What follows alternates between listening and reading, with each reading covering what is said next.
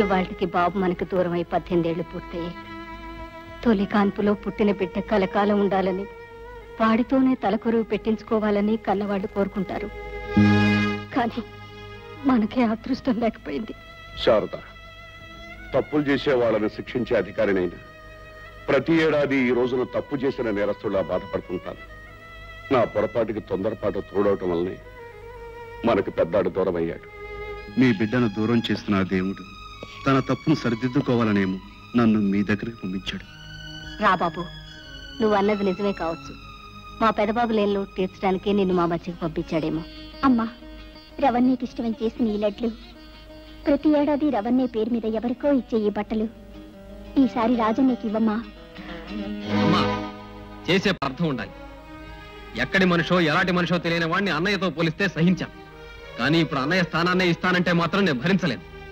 అది కాదు బాబు, మీ అన్నయ్య దూరమైన ఈ రోజున అందరి కళ్ళకి రవిలాగా కనిపించే ఈ రాజాకి నా చేత్తో బట్టలిచ్చి మిఠాయి తినిపిస్తే నా మనసుకు తృప్తిగా ఉంటుందిరా. అమ్మా, కన్నవాడినైనా నాకంటే ఎక్కడి నుంచో వచ్చిన ఇతరే మీకు ఎక్కువైతే మీ ఇష్ట ప్రకారమే కానివ్వండి బాబు. కాకపోతే నీతి, నిజాయితీ, ప్రేమ, అభిమానం అన్నిటికీ మరో పేరైన రవణ ఇలాగైతే మీరు భావిస్తే నా మనసుకు శాంతి ఉండదు.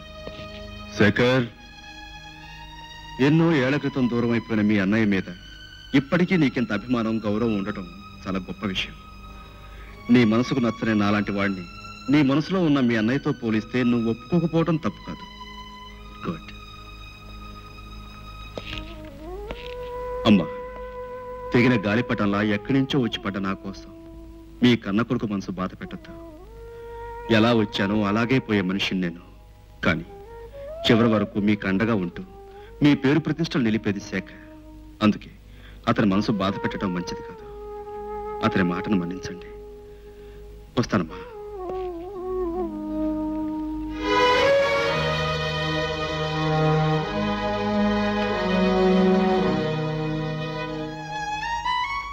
శారద, కొన్ని బాధలను భరించాలని నుదుట రాసి ఉంటే మనం ఏం చేయలేం. ఆ బాధను దిగమింగటం తప్ప.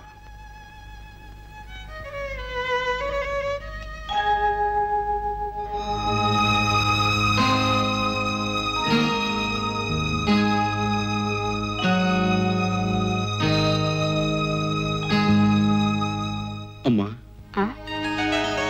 బాబు, ఉదయం నుంచి మనసుని ఎంత చంపుకున్నా, ఆశని ఎంత అణుచుకున్నా నీ దగ్గరకు రాకుండా ఉండలేకపోయానమ్మా. అమ్మ చేత్తో పెడితే తినే అదృష్టాన్ని ఎన్నో ఏళ్ల క్రితం పోగొట్టుకున్నా నేను మళ్ళీ పొందాలని ఇలా వచ్చానమ్మా. ఏదమ్మా, నీ చేత్తో చేసిన తీపి నాకు తినిపించు. తప్పకుండా బాబు, తప్పకుండా.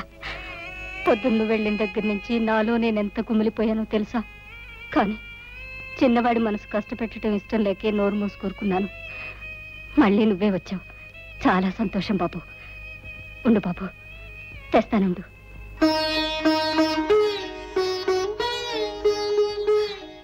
తిను బాబు.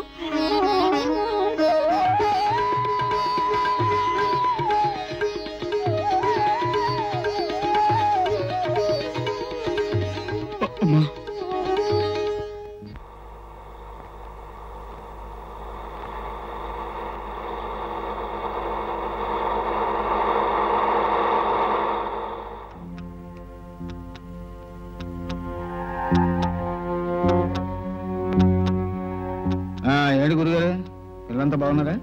అంతా బాగానే ఉన్నారా? ఏమిటి విశేషాలు? అని మామూలే.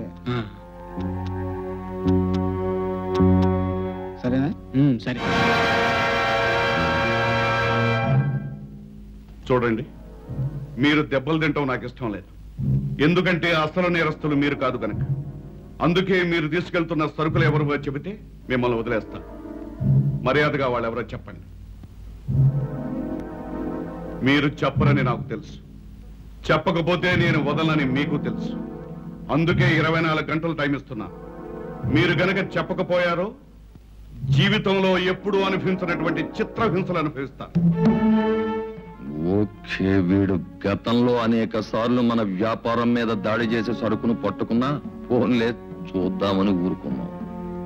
ఇప్పుడు వీడే మనంతా చూసేటట్టున్నాడు. ఓకే, నువ్వు ఇలా ఆవేశపడితే ఆయాసం తప్ప ప్రయోజనం ఏమీ లేదు. అర్జెంటుగా నువ్వు సెటప్ ఆలోచించాలి. ఏముంది, వృత్తి మీద భక్తి ఉన్న వాళ్ళ బ్రతుకులు ఇలా అర్థంతరంగా ఆరిపోవలసింది. మర్డర్ చేయడంలో స్పెషలిస్టుల్ని పిలిపించి ఈ ఎస్పీని కీర్తిశేషుణ్ణి చేయాలి. ఒరేయ్, వాడు మామూలు మనిషి కాదు, జాగ్రత్త. రవి, బ్రతికే ఉన్న నిన్ను వాళ్ళు పోయినట్టు భావించి బాధపడుతుంటే, నీ సొంత తమ్ముడే నిన్ను పరాయివాడుగా ద్వేషిస్తుంటే నువ్వే వాళ్ళ రవిబాబుని ఎందుకు చెప్పవు? నాకు తెలిసిన నిజాన్ని వాళ్ళకు కూడా తెలియజేస్తే ఆ కన్నవాళ్ళు ఎంత సంతోషిస్తారు. లేదు జయ, నా గురించి నిజం తెలిస్తే వాళ్ళు ఆనందించరు సరికదా, నన్ను అసహ్యించుకుంటారు. రవి, అవును జయ, ఆ రోజు ప్రవాహంలో కొట్టుకుపోయిన నేను కలకత్తాలో భోపాల్ అనే పేరు పడ్డ పెద్ద స్మగ్లర్కి దొరికాను. అతని నీడలో కాళిదాస్ అనే గూండాగా ఎదిగాను.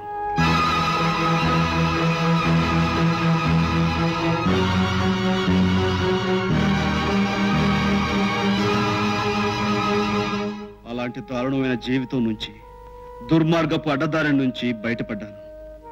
ఆ కసాయివాడైన కాళిదాసు చరిత్రకు నిప్పు పెట్టి రాజాగా కొత్త జీవితం ప్రారంభించాను. జయ, నేరస్తుల పాలటి సింహస్వప్నంలా బ్రతికే మా నాన్నగారు తన కన్న కొడుకు ఒక నేరస్తులని తెలిస్తే తట్టుకోగలడా? అన్నయ్య అంటే అనురాగం, అభిమానం ఉన్న నా తమ్ముడు, చెల్లి వాళ్ళ అన్నయ్య ఒక గూండాని తెలిస్తే సహించగలరా? దయ, కరుణ, మమతలకు మరో రూపమైన నా తల్లి తన కన్న కొడుకు ఒక గజదొంగని తెలిస్తే భరించగలదా? లేదు జయ, లేదు. వాళ్ళిప్పుడు రవి పోయినందుకే బాధపడుతున్నారు. నా గతం తెలిస్తే రవి ఎందుకు బతికున్నాడా అని బాధపడతారు. అందుకే ఈ నిజం వాళ్ళకి తెలియటానికి వీల్లేదు. అయితే వాళ్ళకి దగ్గరగా ఉంటూ వాళ్ళ బాధను చూస్తూ వాళ్ళకి నిజం చెప్పలేక నీలో నువ్వు అనుక్షణం బాధపడే కంటే ఎక్కడికైనా దూరంగా వెళ్ళిపోవచ్చుగా. తల్లిదండ్రుల ప్రేమకు నోచుకొని నేను కనీసం వాళ్ళని కళ్ళతోనైనా చూసుకుని తృప్తి పడదామని కొంటున్నాను.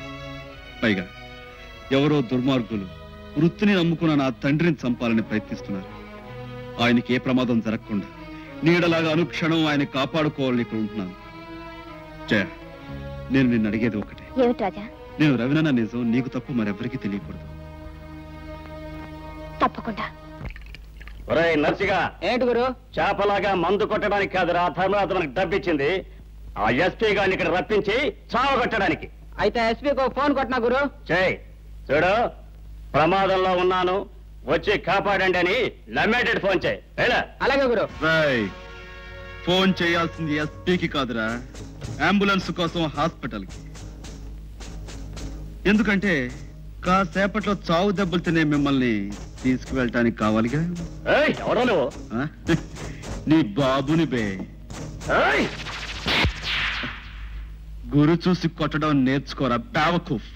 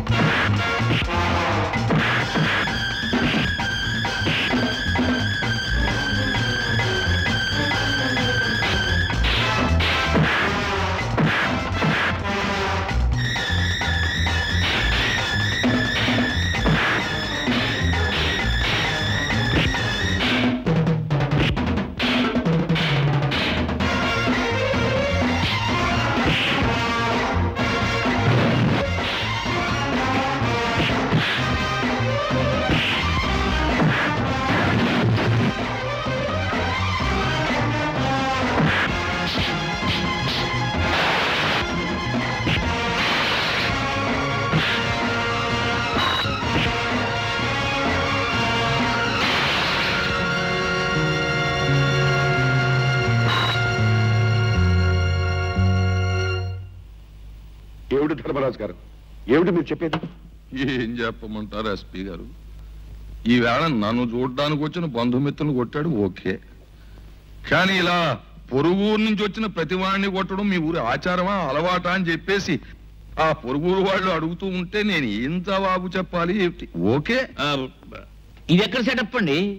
మన ధర్మరాజు గారు షష్ఠిపుత్రోత్సవం చేసుకుంటున్నారని పాపం వాళ్ళకి తెలిసి సంబరపడిపోయి వచ్చి గెస్ట్ హౌస్ లో కూర్చొని పురాణ పఠనం చేసుకుంటూ రామకోట రాసుకుంటున్నారండి. ఇంతలో రౌడీ రాజా వచ్చి డబ్బిస్తారా సస్తారా లేకపోతే రామకోటి చించాలు పారేయమంటారా అని ఒకరి మీద ఒకరిని వేసి పట్ పట్ పట్ పట్ కొట్టేస్తారండి. ఈ సరే మీకు ఏమైనా బాగుందా? అది సరే ఎస్పీ గారు, ఈ వేళ నా వాళ్ళని కొట్టాడు ఓకే, రేపు మీ బంధుమిత్రులు కొడతాడు ఓకే, కానీ రైలు స్టేషన్ లో కూర్చుని కర్ర పట్టుకుని రైలు బండి దిగిన ప్రతివాడిని పట్టు కొట్టేస్తూ ఉంటే మీరు అలా చూస్తూ కూర్చుంటే ఓకే. అలాగే అతనికి ఇప్పుడే కబుర్ చేస్తాను, మీరు వెళ్ళండి. నమస్కారం. వస్తాను. నమస్కారం. రాజా, నువ్వు ధర్మరాజు గారి కోసం వచ్చిన పెద్ద మనుషుల్ని ఉత్తుపునైనా కొట్టినట్టు రిపోర్ట్ వచ్చింది. ఎందుకు కొట్టావు? ఆ విషయం వాళ్ళనే అడగలేకపోయారా? నేను నిన్ను అడుగుతున్నాను, సమాధానం చెప్పు. వాళ్ళు నేను కొట్టాను అని చెప్తే మీరు నన్ను పిలిపించి అడుగుతున్నారు, కానీ వాళ్ళని నేను కొట్టలేదు అంటున్నాను. మీరేం చేస్తారు? నువ్వు కొట్టినట్టు 10 మంది సాక్ష్యం చెప్తున్నారు. దేవుడి మీద ప్రమాణం చేసి పొట్టకూటి కోసం పవిత్రమైన న్యాయస్థానంలో పచ్చి అబద్ధాలు సాక్ష్యాలు చెబుతున్నారు ఈ రోజుల్లో. అలాంటి సాక్ష్యాలే మీరు నమ్మే మాట అయితే నేను కొట్టలేదని 20 మంది చేత సాక్ష్యం చెప్పిస్తాను. ఆల్ రైట్ రాజా, నీ మీద అభిమానంతో ఈసారికి నేను నమ్మి వదిలేస్తున్నాను. నువ్వు మరోసారి నేరం చేశావని తెలిస్తే ఆ దేవుడు అడ్డుపడ్డా సరే నేను వదిలిపెట్టను. నా ఈ కనుక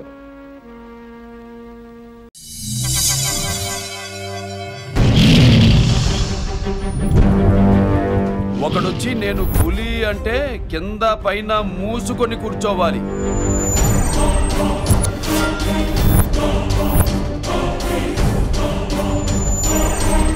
నేను చెయ్యి చాచినప్పుడే సెకండ్ ఇవ్వు. చనువిచ్చాడు కదా అని చక్కెరెక్కాలను చూస్తే చుట్టాను చూడటానికి కూడా స్కెల్టన్ మిగలదు.